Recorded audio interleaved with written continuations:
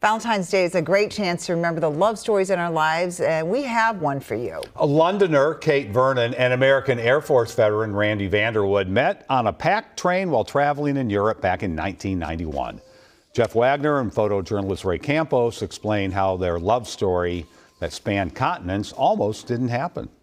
I just really liked him right away. He had this very bright jacket on. I remember thinking there was a couple of obnoxious British girls on the train. Randy Vanderwood changed his tune after others in his group struck up a conversation with those obnoxious girls. The two groups explored Berlin together and were planning to extend the trip, but that's when their blossoming love story hit a snag. At the border, they stopped the train to check everybody's passports, and I didn't have a passport. I was just traveling with military ID and papers, and they said I didn't have the right papers to go into Prague, so they kicked me off the train. Katie Vernon yelled through the train window that she was hoping to see him again. There were no cell phones, there was no internet. We had no way of actually knowing if that plan would work. It was barely a plan. It was kind of just screamed out of a train window. Randy figured he had nothing to lose. He got his papers and flew to Prague.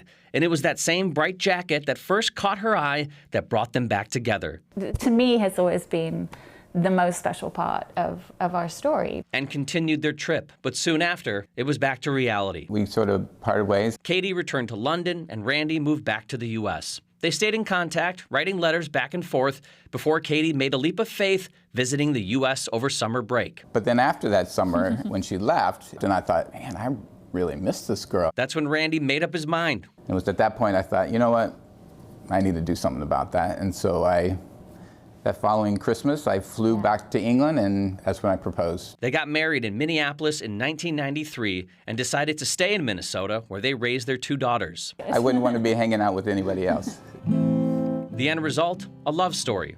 Now what you plan, worth writing songs about. then you know. Jeff Wagner, WCCO News.